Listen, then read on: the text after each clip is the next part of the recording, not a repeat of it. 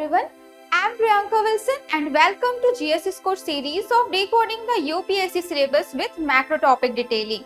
This is the second and last part of the Society Syllabus decoding, when Smriti Rao ma'am will cover rest of the part of the syllabus. So guys, stay tuned for the next videos in this series, and if you like this video, so please like and share and subscribe to our channel and press the bell icon for regular updates.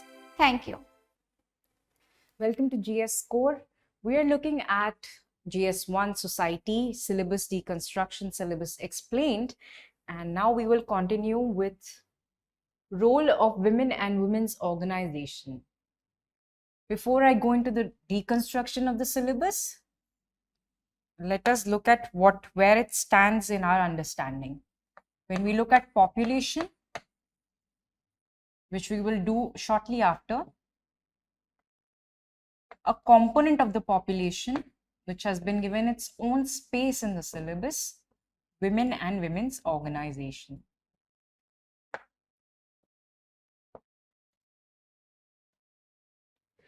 Role of women.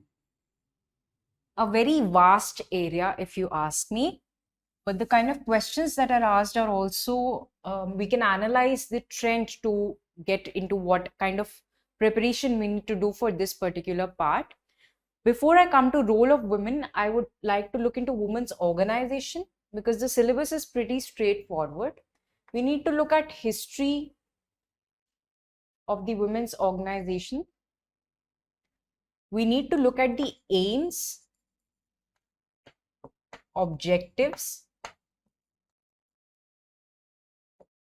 Of course, we are looking at a historical progression.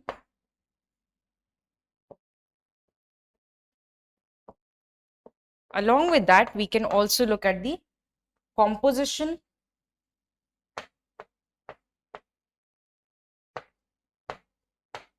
mode,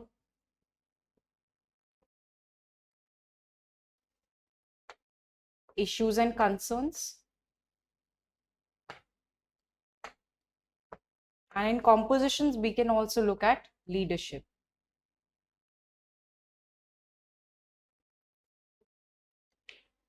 So these are some areas in which we can look at the progression of women's organization from pre-independence to post-independence to the present day context. Basically, our idea is to look at how it has transitioned in its aims and objectives. What were the earlier social evils that were tackled? For instance, in the very first different phases, when we look at phase 1, phase 2 and phase 3. In the first phase, we will see how the problem associated to dowry, to polygamy, to parda, to widow remarriage had taken precedence. Then over the period of time when the society transitions, then comes the phase 2, when we're looking at anti-alcohol movements, and then we're looking at divorce as an option. And then in the third stage, in the third phase, the nature changes.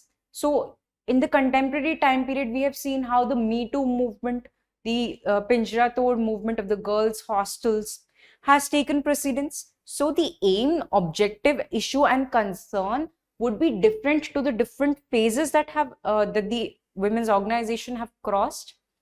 Then we also look at the composition, where in the pre-independence period, we would see only that category of women that have been empowered enough to understand the social inequalities, to understand gender imbalances. Those women who had access to education would take part in the organization, but they would also have the support of other women that was there nonetheless. So the composition and leadership are two important areas. In the present day context, we don't look at leadership as much as we did earlier, because leadership, the concept of leadership has kind of diffused. Now we're looking at collectivity. The group composition is much more varied. It is wide. Even if you look at the Me Too movement, for instance, it is so wide that it is not restricted by age group, by professional groups, by a class as a variant. We see that the composition has widened and it is also narrowed in a particular sense. How does that happen? Because when we are looking at only those people on the internet who have the hashtag, who have taken part in the hashtag #MeToo campaign by either sharing their own experiences or by supporting other women, we see that there is a population that is demarcated in terms of your urban population, the population that has access to internet facilities, for instance. So this leads to a clash in the issues and concerns. Where there was centrality of issues in the earlier organizations, today we see that issues and concerns have diffused. There could be different issues and concerns for the rural woman, for the urban woman, for women belonging to a particular age group in terms of, let's say, the Pinjra Tod movement. So it has narrowed down to that. In that way, we see that there has been a lot of changes that have taken place in the historical progression. So that is what we need to look at in terms of your women's organizations. So these four rather, how historically women's organizations have progressed along these subheadings, and what contemporary issues can we look into. Now, contemporary issues, I will closely interlink it to role of women in the society. And legal recourse, what all options are available as our fundamental rights, and what are the ways in which women's issues are being challenged now. For instance, the Surrogacy Act, the assisted reproduction technology, the maternity bill, or domestic violence, marital rape. These are certain issues which are being taken up in the contemporary time period, and the legal recourse is also being debated. So there is active debate going on. This relates it to the current affairs. Now, in terms of role of women, these would be more applicable. Let us look at that. What are we referring to when we talk about role of women? We can look at the challenges that are faced by women in the society. Participation of women in social institutions such as the economic institutions, political governance, socio-cultural activities. And then we are basically trying to associate women with other processes. That means over here there is overlap of syllabus.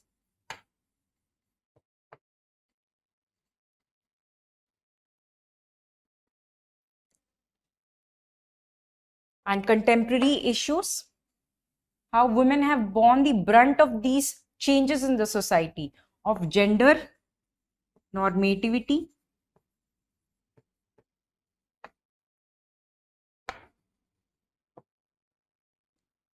socialization of gender norms,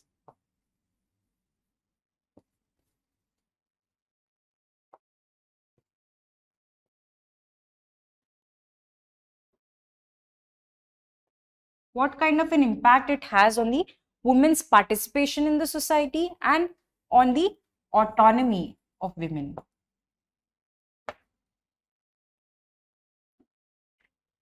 These kind of questions are increasingly being asked because of their dynamic nature and because of the relevance to the present context. So imagine this, that you are a civil servant and you have to serve your nation. In specific terms, in grassroots levels, if you see that gender divide is something that is hampering the growth and productivity of the nation, wouldn't you be required to be sensitive to the ideas, to be sensitive to the way in which this gender discourse is taking place within the contemporary time period? In that manner, you have to be aware of the challenges, aware of the participation of women in present day context. It will make more sense when we look at the PYQs. Let us look at that. Examine the role of gig economy in the process of empowerment of women. Way forward legal course and challenges to tackle. So empowerment basically refers to the process in which you allow somebody to feel useful, to be a productive, you allow them autonomy, you give them space for growth, you make them feel self-independent. So empowerment of women, how is that linked to gig economy? Here you see there is a syllabus overlap. The syllabus has gone beyond the well-defined space. Let us look at how that has happened. We are only looking at the nature of participation in society. Role of women is a broad category. When we look at nature of participation in the society, that goes to show the interlink between empowerment and gig economy. Participation in the economic institution. What does gig economy mean? Gig basically refers to, in loose terminology, gig basically refers to a project work, a certain kind of assignment, a certain well developed short period of time.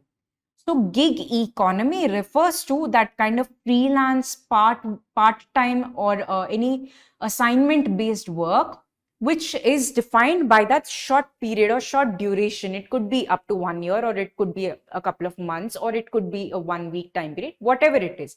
Whatever time period that particular project takes, it is known as a gig.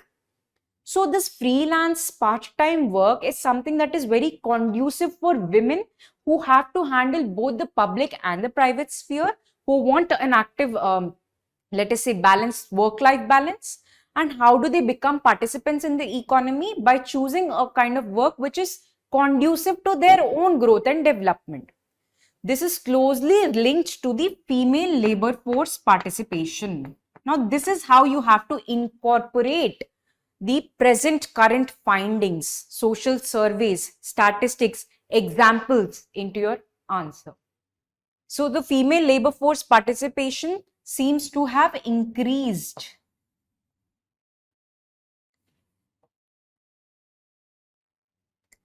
As more and more women are given the opportunity to work from home, which is a token word that has taken so much relevance during the pandemic, but it always existed for freelancers, for people who are working on project basis, part-time work, leading to gig economy.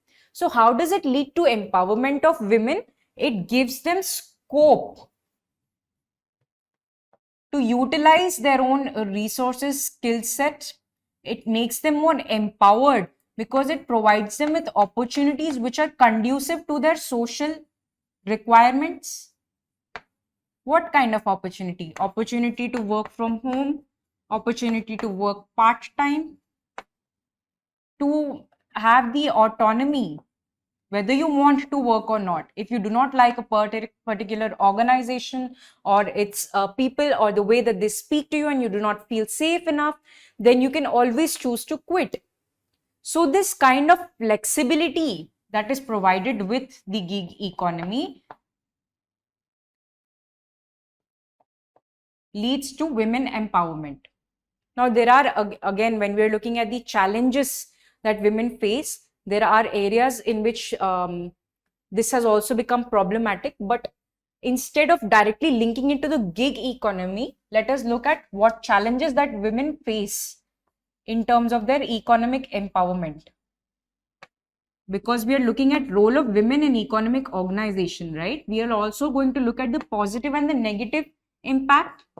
We have seen positive impact. Let us have an idea of the negative impact as well. It's a particular terminology, but I will still use so that it makes some sense for you. The reserve army basically refers to those people who are kept in the reserve. Whenever there's a need or a requirement for a new position, a new work, then this army or the organization or the group of people that are kept in reserve are called. For instance, as an organization, there's a bureaucracy that is working in a particular manner with, let us say, 10 employees. The moment one employee is on a leave, you need somebody to come in and fill space for that person. That vacancy is filled by the reserve army. So women are treated as reserve army. That means only as and when a requirement comes into the being, then they're given the opportunity. This is a negative impact. Certain places women are not allowed to work, and this is indirectly happening because it's a fundamental right that you cannot deny anybody work on the basis of their gender. But what happens is institutions shy away from employing women because they believe that they'll have to let go of paid employment in terms of their pregnancy period, in terms of maternity leave, which has been also extended. So these are areas in which women face challenges in the workspace, in the economic institutions. Again, we can also see the way in which there is feminization of labor.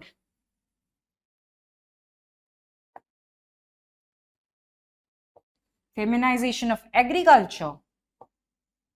When men in the family tend to go out, tend to migrate for better opportunities, women are left behind to take care of their agricultural activities all by themselves, which has led to the phenomena of feminization of agriculture, where women are seen to be taking care of agricultural activities to fill in the gap which is formed by migrant laborers. Feminization of labor, where particular roles, let us say the 5 C's it is called, such as catering, cashiering, or being a flight attendant, there are certain roles for which women are considered to be apt, which basically reduces their skill set to whatever is conducive for the employer. Care economy, for instance, in which the flight attendants also come into being. This leads to the idea that women only belong to a particular career. They can be teachers, they can be air hostesses, they can look into the care economy, and beyond that, there is no relevance given to the women's intellectual abilities. So these are the areas in which this topic can be diverse. You need to understand the positive and the negative implication of women's role in everyday social processes, social institutions. For that reason, empowerment is very important, because you've seen the positive and the negative aspects. So now we're talking about how do we change the status quo? How do we make our society more gender neutral? How do we incorporate more and more women, not only in the labor force, but also in every socio-cultural activity, in various other political organizations, in every field of the society? So here, particularly this question from 2019 talks about population growth. Here you will see again the syllabus overlap has occurred. Syllabus overlap is something that you will see more in the coming years. For society section, it is no longer going to be strict to the topic, strict to the direct question. It is always going to be multidimensional in scope. So population growth, how do we empower women to be the leaders in population growth? Research goes to show that women who are more educated tend to have lesser number of children, because they understand the implication of having children not only on their own health but also on the society. So sex ratio at birth will be closely interlinked to population growth, closely interlinked to the replacement level. So at micro level, the changes and the empowerment can lead to macro level changes. It can help us attain a positive total fertility rate, a replacement level of 2.2, which is what is 2.1, which is what is desired. Right now, it has fallen down from 2.2 to 2.0. So these are the ways in which we have to empower women by leading education, skill development, understanding the what you call auxiliary midwife, who help in assisting women delivery. They have to be empowered themselves. They have to have a knowledge of what leads to what is the nutrition you need to have, what is the age gap between the two children, should you have more than two children, if you do, what are the implications it has on your own health and the wider society. So there has to be a dissemination of knowledge at the grassroots level, and with that we can lead to empowerment, and that empowerment will have a direct implication on population growth. Then what are the continued challenges for women in India against time and space? So like I said, role of women, positive, negative impact, challenges, opportunities, empowerment, encouragement. Women's movement in India has not addressed the issue of women from lower strata. Now you see, this is not a direct question on women's organization. A direct question would be the historical progression. But going beyond that, we also need to look at the different dimensions and elements. And this comes from that point only. If you remember, in role of women's organization, we had seen the composition and leadership. Now, this is particularly regarding the composition of lower social strata. So, you need to have an idea of the transition, but beyond that, you need to have an idea of dimensions. The surrounding areas should also be clear. Specific reference to women We need to know what are their participatory activities in different social processes and social institutions. What is the positive and the negative impact? What are the challenges and what are the ways in which we can empower them? Pretty straightforward if you look at it as a quadrant. More questions tend to come from role of women rather than women's organizations, but you can expect, you know, different dynamic ways in which role of women's organization can also be asked. So participation in different socio-economic activities, social processes, social institutions, impact,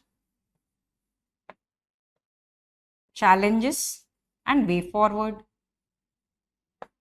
These are the areas, broad areas in which you can cover this unit. Challenges and way forward.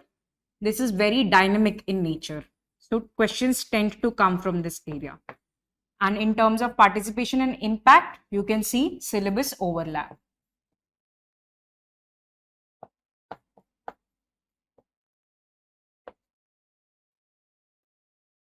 So gig economy, empowerment to population growth, both can be seen as participation and impact, whereas continued challenges and issues of women's data would, overlap with women's organization as well.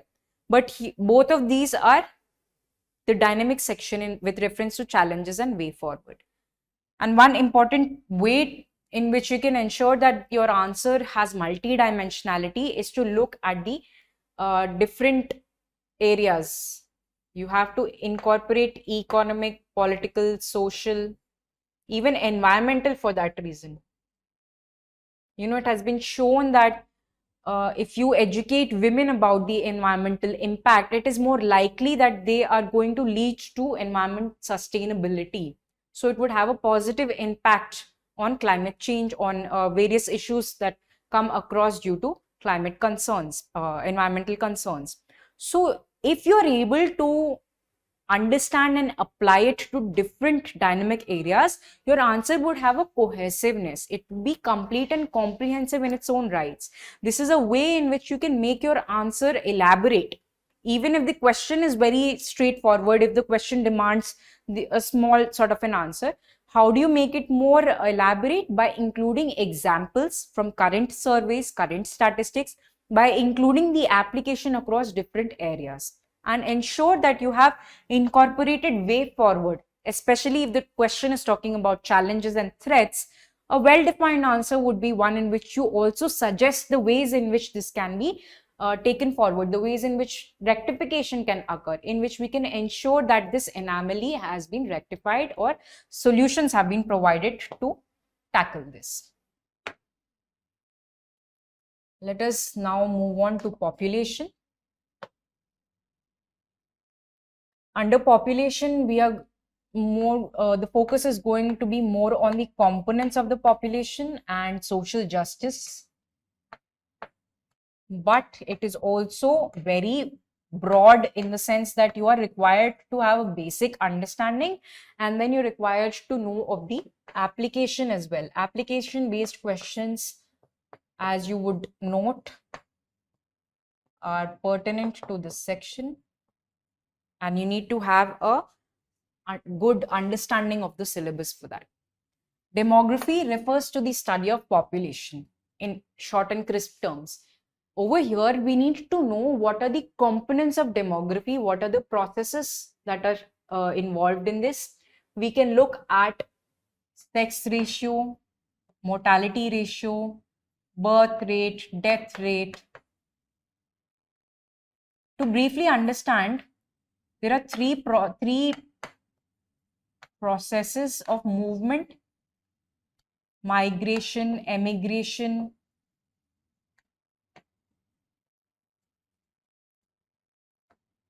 immigration. So what has happened is we are looking at three broad areas. Number one, where an individual enters this world, birth rate, sex ratio at birth. Where an individual exists the world, mortality rate. And in between these two, where there is movement in terms of migration. So these processes lead to the formation of population pyramid. Now, your focus is not going to be on the technicalities, but on the application of technicalities, for which you need to have a basic understanding of what these processes are. Moving beyond, we will also look at the population dynamics. Questions can be asked in terms of sex ratio. There was a question which was asked on how the sex ratio is more in tribes, scheduled tribes, rather than scheduled castes. So there are two things that we're looking at. One is the component of the population, and secondly, the population dynamics or the processes involved in studying demography. So you have to understand it in a comprehensive unit. We need to know the introduction, we need to know the basic concepts, and then we have to associate it with different components of the population. Particularly, the focus is on the this section of the society which tends to be impoverished. So we have to look at it from the social justice perspective, how we lead to empowerment. So focus is on scheduled tribes, scheduled caste, women, minority, senior citizens, children, and disabled. Although questions haven't been asked much from this section, but we can expect them in the future as well. So minorities would include linguistic minorities, religious minorities, ethnic minorities, so on, right? Part of it overlaps with the first unit on the unity in diversity or the salient features of Indian subcontinent. Then we will also look at challenges in terms of poverty. Poverty happens to have a separate, question base itself, because poverty is actually not well defined in the syllabus, but poverty, challenges to poverty, what are the causes to poverty, what is the implication, how does it, how is it interrelated to population trend? All of these will be asked extensively in poverty section. So poverty has to be prepared separately. You can include the theories of poverty, you can include basic definition. Let me write it down.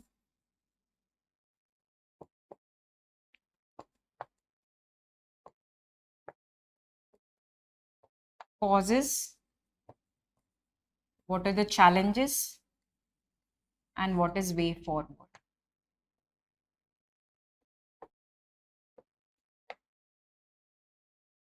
You have to ensure that there is logical progression. Whenever you're studying a particular unit or a topic, try to understand that logical progression, which will explain what are the surrounding areas you need to study. How do you make it comprehensive? You can look at the historical way in which a particular process has occurred. You can look at the impact it has, the positive and the negative impact. You can look at how do you change the status quo. Over here, it could be empowerment, social justice, changing social inequality.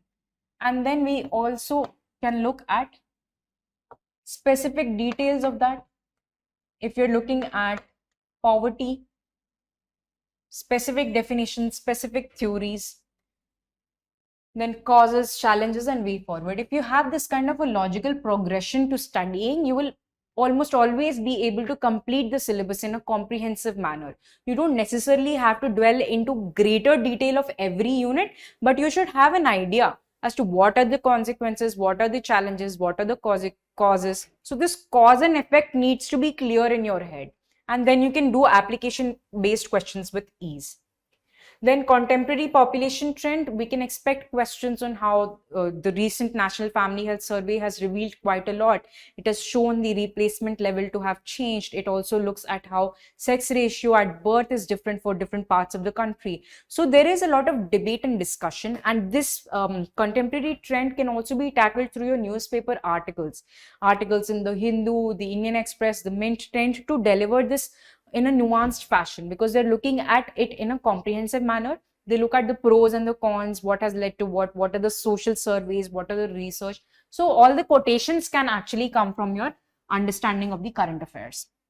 The national population policy, way forward. Way forward would include abstract ways, and abstract in the sense like women empowerment would be abstract. How do you make it concrete? Women can be empowered by providing certain schemes and facilities like Beti Padhao, Beti Bachao, Sukanya Samriddhi. So you have to, by understanding the demand of the question, you have to see whether you're giving abstract solutions or concrete solutions. If the question is directly asking about solutions, then you have to ensure that you're giving concrete solutions in terms of schemes, in terms of initiatives, in terms of suggestions, suggestive measures as well. Or you can also include how a particular country is doing well in this area, so we can also apply that model to our own country. So always try to include suggestions which have some base, which have some logical, coherent base to it. Your own suggestions would be idiosyncratic until unless they are subject to interpretation. So tend to avoid that and tend to back it with some kind of a quantifiable data, which will give more credence to your answer. Let us look at the PYQ piece from this section. Discuss the objectives of population education and point out the measures to achieve them in India. Population education, if we can see from the National Population Policy and way forward, from this section you can associate with population education. You can talk about the literacy rate. You can talk about how empowerment can take place if the population is educated. Previously, in role of women, we also saw how women empowerment can lead to population control. So it has an overlap with this. So you see women and population, because women are a part of the population, there would be an overlap. However, we are looking at the separate because population trends need to be understood in greater detail. Then how have digital initiatives in India contributed to the functioning of education system in the country? Questions related to education tend to come from the population section simply because education can be understood as a social agent which leads to social change. If you're able to educate different sections of the population, to explain them and to make them acknowledge the cause and consequence of their actions, it will have a wider implication on the entire population. So also questions from, let's say, demographic dividend. Demographic dividend basically refers to that section of the population from 15 to 50 years, which is the working age population. If the people in that section are more in number, then we have a good demographic dividend, which is what India is experiencing, at least I think until 2050. And this is a good time period because we have more number of people who are in the working age who can lead to production for the country and who can actually incorporate ways of development in their daily life. So how do we tap the potential of this youth, of this working age population, of this demographic dividend? How do we ensure that it leads to maximum benefits for the nation? So there are countries, let us say Japan and China, which are seeing aging population. So what do they have to do is that they have to outsource labor. They have to rely on other countries for labor, for manual labor, or for any kind of, let's say working age population to take place. So in this manner, population is closely linked with every other social institution. It is linked to economy. It is linked to polity and governance. It is linked to socio-cultural activities. So social agents which lead to social processes which are closely related to that.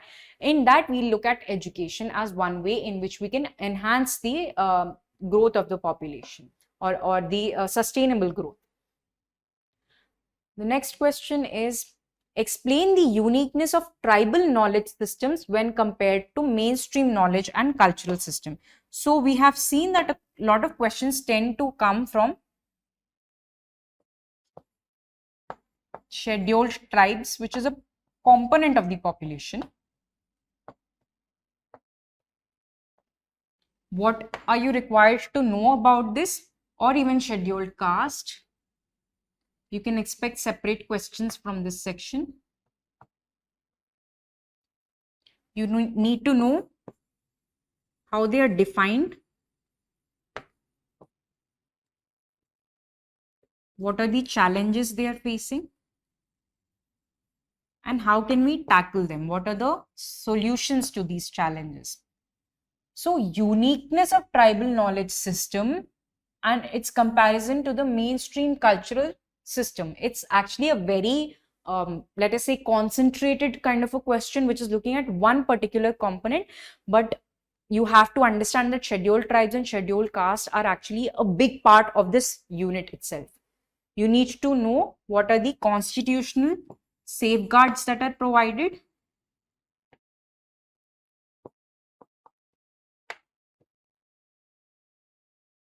And you should also be aware of the present challenges.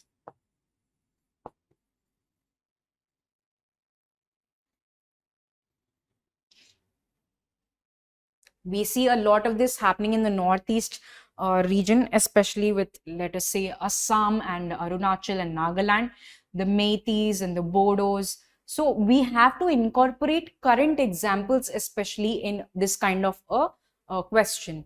But characteristics is also important. You need to know what are the characteristics of the tribal population, of the indigenous population, how are they so distinct. Question like this comes from the characteristics component.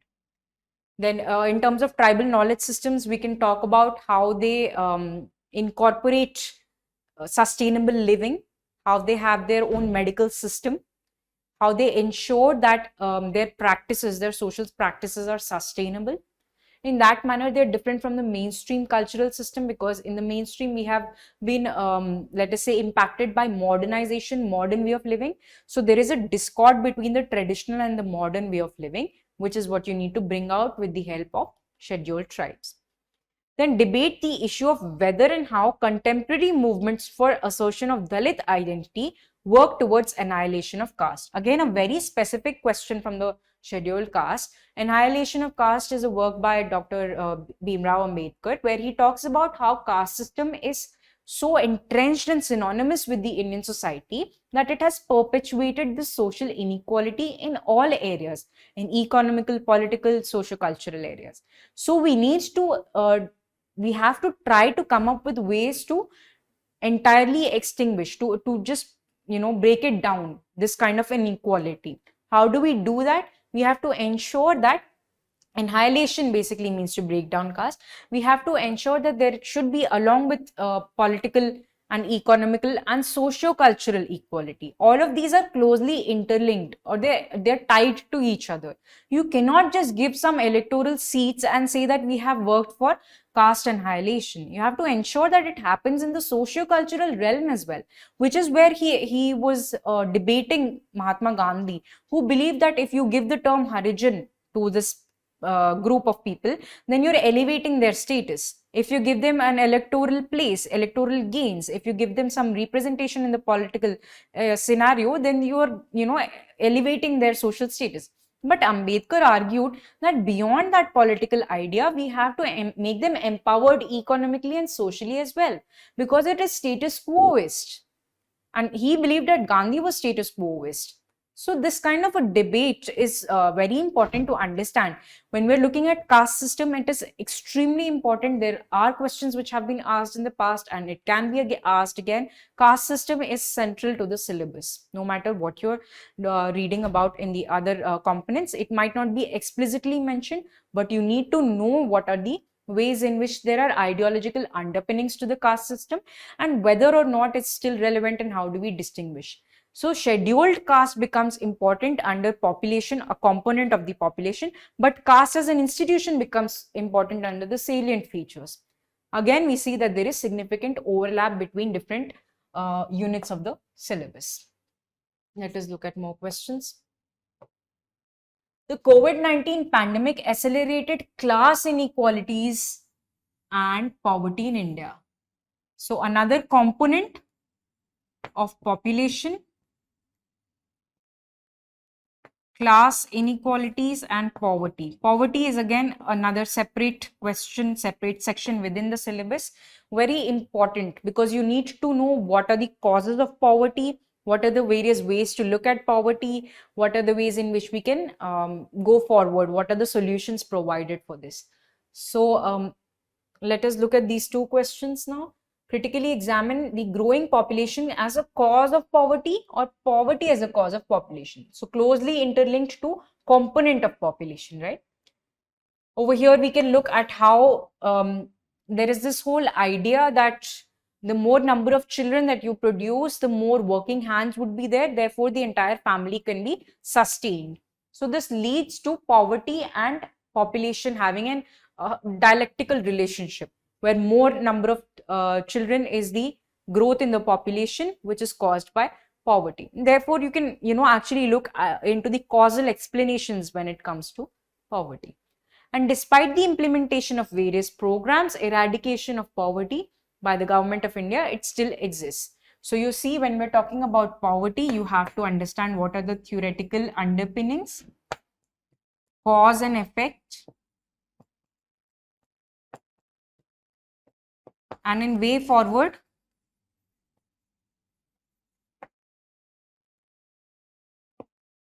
schemes and initiatives. But it actually goes beyond that. This particular question is showing how syllabus is dynamic.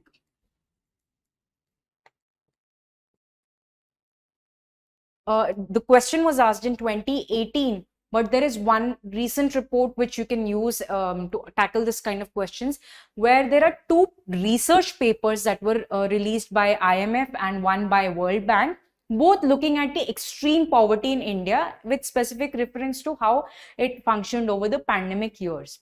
Now, the details which both the report have, the research methodology of both the report is quite different, because they have chosen different criteria to study.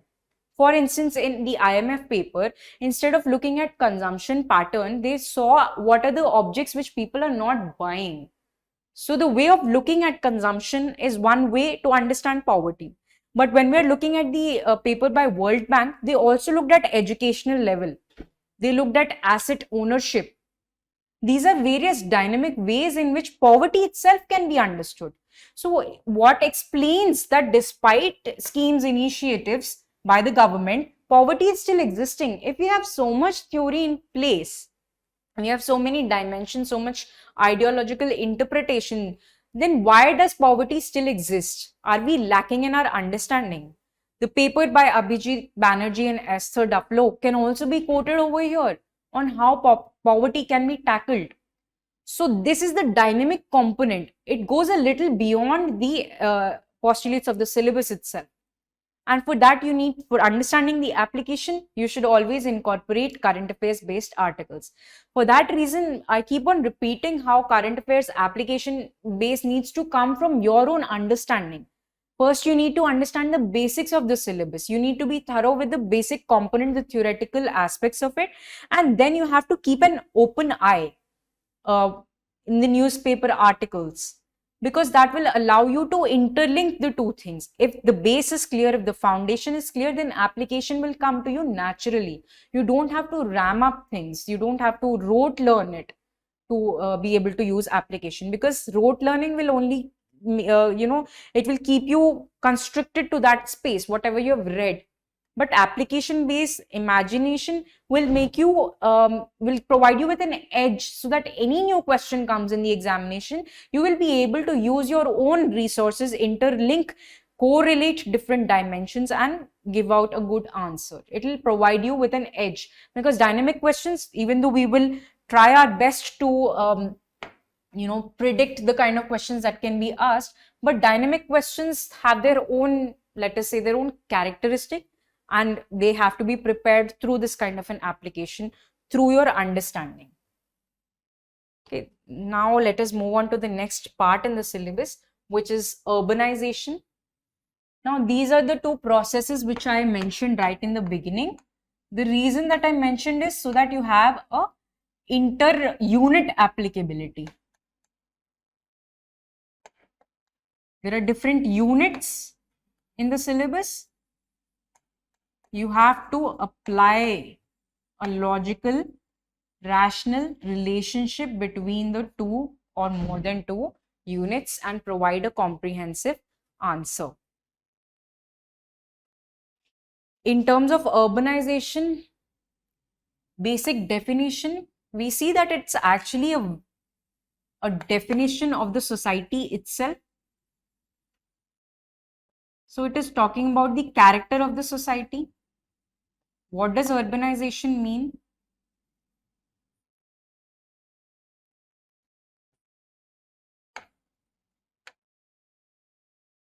Rural society is characterized by small groups, primitive economy, which are ruled by a very limited governance kind of a setup, in which was seen in the earlier societies. And we also look at how the nature of work is pretty simple. When the society progresses from rural to urban, it happens so because of the complexity of the technological innovation, of the change in the nature of work. Along with that, we also see that urbanization can be understood as this process in which the structure of the society changes in entirety. That means where you live, how you attain resources, and how you use resources. Everything undergoes change. So urbanization is that process which renders a character of change in the society. And urbanization has been characterized by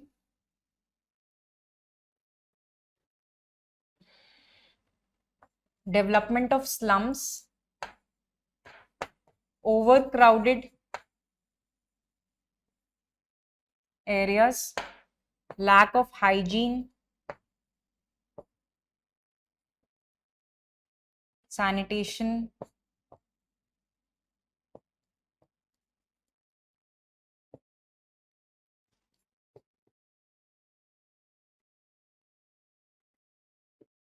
pollution. So what has happened that these have become characteristic features of an urbanized society.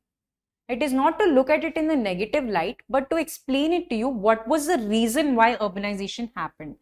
If you have read the book by Charles Dickens, in which they try to explain how the industrial society has changed, that it has led to concentration of houses, concentration of workers in a close proximity to industries, where the workers are overworked, they are being given less wages, they live in pitiable circumstances, because there is no hygienic area, there is overcrowding, which leads to faster spread of diseases.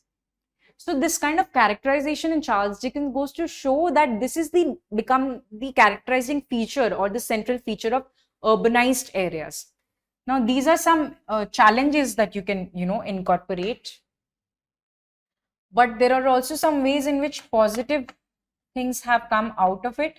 It has led to economic growth. We also see in present day context that technological growth has enhanced our lifestyles. For instance, internet connectivity, which is not seen as much in the rural areas as it is seen in the urban areas. It has made communication easier. It has made transactions easier. It has reduced the time taken, and it's now also cost effective. So a faster pace of life requires these kind of changes. It also leads to innovation to make it further simpler.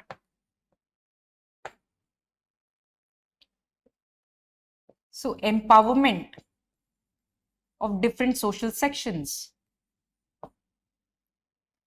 The whole idea of anonymity that is associated with urban areas tends to provide this avenue for destroying social class-based inequalities. It's a very broad context. There are a lot of gray areas as well. We see global inequalities also exist. So it's not like the class inequalities are present only in a particular area, but urbanization has allowed empowerment. It allows different social classes, different social castes, religious groups to try to achieve their ascribed identity, which means they have the scope to come up in life. They are not relegated to the sphere for that rest of their lives, that you have to work here, you have to do this. There are challenges, we are not going to go into that, but empowerment is definitely one way in which urbanization has allowed this to happen. So characteristics of urbanization, the impact it has, you can also look into the governance and the economic development in greater detail. So that is broadly about urbanization. What are the characteristics? What are the challenges?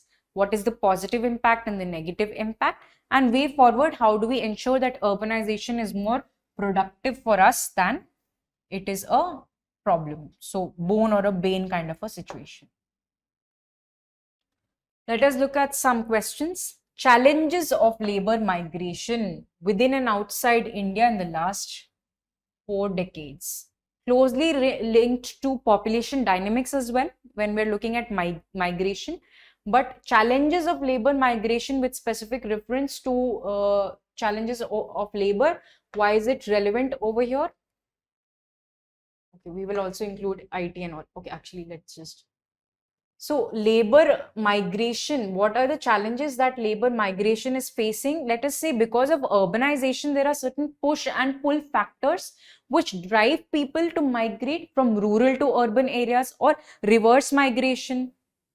So, we have to look at the challenges of migration within India and outside of India. Outside of India, you'd see there's people from, let's say, Kerala tend to go to the Middle East, UAE, Dubai, and so on. There are so many movies, Malayalam movies especially, if you ever have a chance to see, which shows this in greater detail. What are the challenges? They are being duped. There are companies which are shell companies, which just give the fake promise of employing people, and then they become laborers over there without any pay. Then it's a modern system of slavery. There are also a lot of nurses that are underpaid that go from Kerala to the UAE, and they have a threat to life. Brilliant Malayalam movies have actually tackled this question of migration in greater detail. So, false promises, pay wage gap, threat to life. Also, if you're looking at modern day slavery, these are certain challenges that people face when they're migrating out of India. But there are also positive impacts. Like we will see that so many Indians have moved to USA, that USA has its own India base over there, right? So this is also a positive way in which India is becoming a global citizen. Indians are becoming global citizens. So they have presence in different areas. Recently, even in the Russia-Ukraine war, we saw how medical education tends to be more viable in Ukraine. So students have migrated to Ukraine. But the question remains over here, if it's particularly about laborers, then we are narrowing it down into particular section. So keep an eye out. It's very important to look at different units of the syllabus. Labor migration due to this kind of global scope, due to urbanization, different countries being more urban, globalized and developed, therefore leading to movement of the population. So that interrelation should be intrinsic to your preparation. Then what are the main socio-economic implications arising out of development of IT industries? Lately, a lot of questions are being asked about the IT industries. I will just go through the other questions as well. The growth of IT hubs has opened up new avenues of employment, but has also created new problems. So growth of IT is closely related to urbanization, the process of urbanization. Now we need to look at how it has positive implication as well as negative implication. This is also something that might come to us as a commonsensical knowledge because of what we see around us. But keep in mind that your terminology that you use has to be more academic. Then mention the core strategies for transformation of aspirational districts in India and the nature of convergence, collaboration, and competition for its success. So this can be closely linked to regionalism as well, but the positive impact of regionalism and with urbanization, because when we're trying to incorporate developmental indicators across all of India, making it more urban in its scope. So by and large, we're looking at positive and negative implication. We are looking at the characteristics of urbanization in both the ways. So that is, the syllabus is pretty direct and straightforward, but the application can be quite dynamic. So you need to have an understanding of the basic concept of urbanization, and then you keep on feeding current affairs, news, examples, surveys to that basic idea. Also, you will see that a lot of these questions tend to come from what is exactly occurring around us. So the boom of IT industry would be a direct implication that this question could be asked from this section. But you need to know that you have to incorporate it with particular parts of the syllabus, and nothing is vague, nothing is out of the syllabus. It is all interconnected to the contrary. Coming to globalization, what is globalization? Characteristics, dimensions. Globalization is a process through which socio-economic, political, cultural institutions tend to have a universal character. They are closely interrelated. Then what are the dimensions in which we can see globalization? It has an impact on different social institutions. We can look at its impact on family, on culture, apart from your governance, economy, and you would read a lot about this in environment as well. Environment studies goes to show how global organizations are actually really important in tackling something that has global applicability. For instance, when we're looking at climate change, is climate change can be understood as a sub part of globalization as well, because this whole theory about the global north and the global south, or the developed and the underdeveloped countries, on how the industrial development of the west has an impact on the underdevelopment on the east, how the countries across the world are subject to this kind of discrimination, because this is how globalization has a negative impact. So positive and negative impact on different social institutions, different parts of the world, but we're trying to transcend political boundaries. So does that have a positive impact or a negative impact on governance? We can argue on both the ways. And then specific impact on India, on India's culture, governance, economy, environment, polity. Here you will see it has a very close relationship with the other parts in the paper 1 syllabus, right? So we'll try to incorporate all of that, but give it an understanding in the society section, because there's specific terminology, specific processes, definitions, and characteristic features which we see in the Indian society section. That is why we are looking at it as a separate syllabus. So you need to bring that out when we are looking at globalization. Furthermore, we will also look at the present day challenges in the present day context. So you'll see how globalization is a term that has taken credence. It is not mentioned in your syllabus, but you need to be aware of these terms, where we're trying to incorporate global and local characteristic features. Impact and way forward. Way forward is a loose way of saying dynamic aspects of globalization.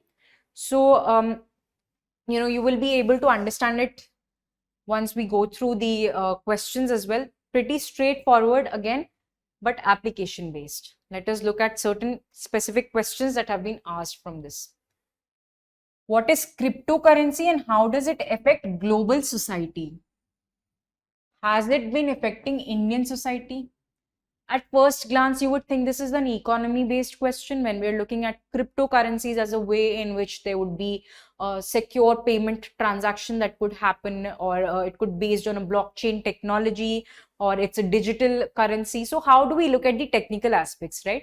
But when we're looking at its impact on global society and Indian society, we are looking at the socio-cultural analysis and not the technical economic analysis. So what impact does it have on the Indian society and the global society? We will look at how we can, use cryptocurrencies in our everyday transaction, which is rendering it a quality of ease of compliance with the global standard of making India a country which has a global citizenry and which has interaction with the other economies in the world. And we can also look at how we are, increasing the recent inclusion of cryptocurrency in the tax base, which was suggested by Nirmala Sitharaman, which would also go to show the dynamic application of your foundational syllabus. So in that manner, you can look at how it affects the different classes, how it affects your status in the Indian society, and how it makes it India a global partner in not just the economic terms, but also socio-economical and political context as well. and to what extent globalization has influenced the core of cultural diversity in India. Again, impact of globalization on economy, polity, culture, socio-economic ways. Is diversity and pluralism in India under threat due to globalization? Again, there is a syllabus overlap over here. When you read the key terms, diversity and pluralism, you might think this is unit 1, but then you also see globalization, which is unit 5. So interrelation overlap is going to be consistently seen in the questions, especially more so because UPSC is moving away from traditional definition and characteristic based questions to application based question, for which you need to know both the base as well as the dynamic component. So diversity and pluralism, is it under threat due to globalization? Because why would it be under threat? Because we are exposed to a different kind of culture. Now that culture might overtake your own culture and your own pluralism, and it might lead to homogenization. Again, important key terms to separate your answer from a commonsensical argument. Over here, you can talk specifically about everyday activities, about the cultural components, about the way you eat, the way you dress, the kind of clothes you wear, how do you communicate. Everything that is under the materialistic component of culture would be relevant to this. Then globalization is generally said to promote cultural, okay, we have the term here only.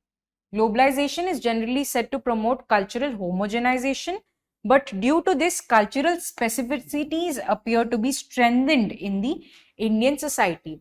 A complex question in which we are trying to look at the challenges and the changing nature of the Indian society due to the process of globalization, but we are also retaining our own identity. How does that happen? With the process of globalization.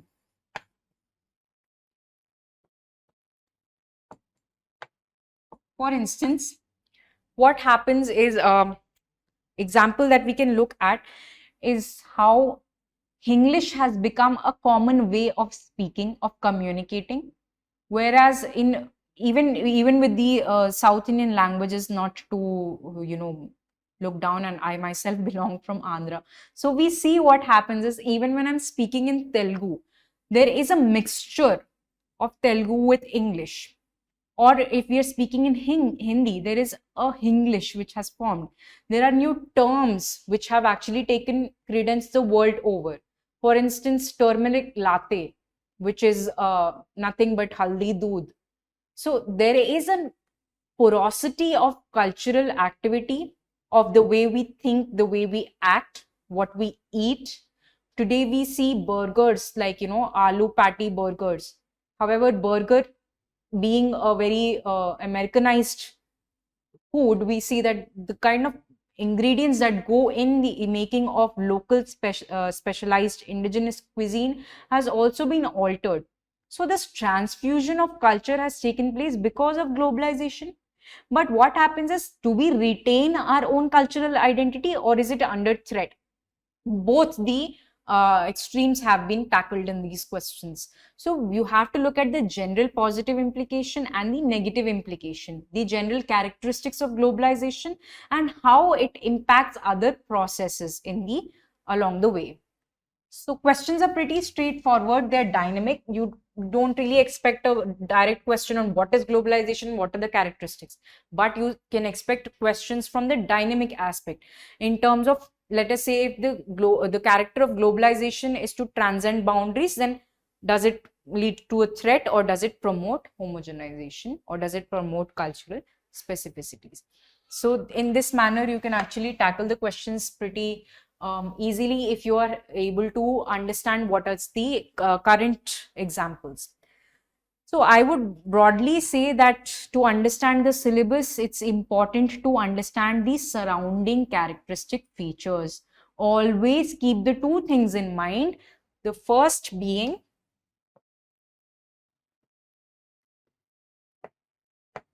application,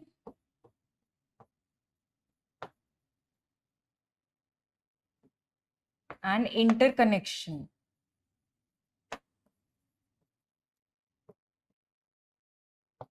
I started off by telling you how different units are interconnected.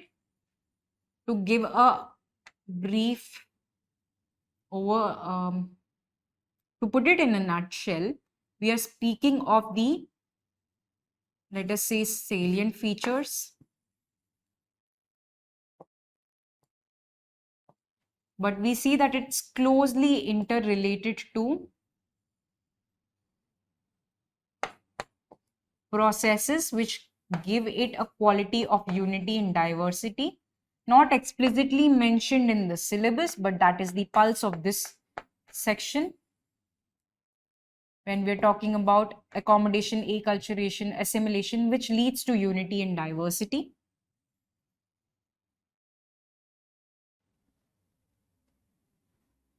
Then some processes which have led to change in the society: urbanization,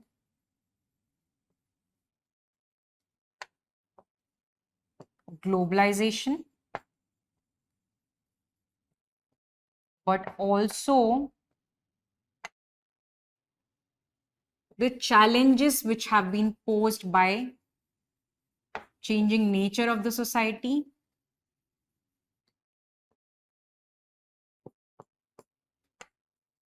communalism, secularism, and regionalism.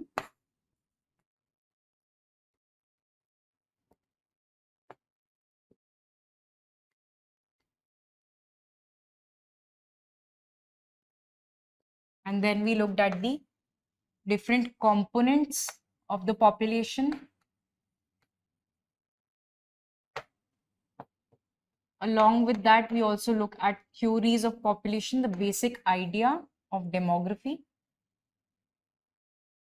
and then specific reference to role of women and women's organization. But it is also about the social justice for impoverished sections, which can include women, scheduled caste, scheduled tribe, senior citizens, children, differently abled. So you see there is an interconnectedness, there is an overlap which is happening across the different units of the syllabus. The micro syllabus deconstruction is important to understand that what questions can be asked within the specific unit, but overlapping is very important because more and more questions are being asked by interconnecting two or more than two units. So you have to ensure that interconnection remains as a central way in which you approach the subject, and also ensure that there is multidimensionality. And lastly, in terms of application, ensure that the dynamic areas are covered in terms of your examples. You can include schemes, initiatives, but very important to keep an eye out on the findings of surveys such as the National Family Health Survey, or any kind of new paper, for instance, the poverty related paper which I spoke about by IMF and World Bank. So keep an eye out for these kind of examples. They render a quality of substantiating your answer, right? They give you more edge in making your answer practically viable. Keep an eye out to the current affairs and try to apply it to the basic foundational aspects. So with that, I come to an end on this session on syllabus explained for GS Society.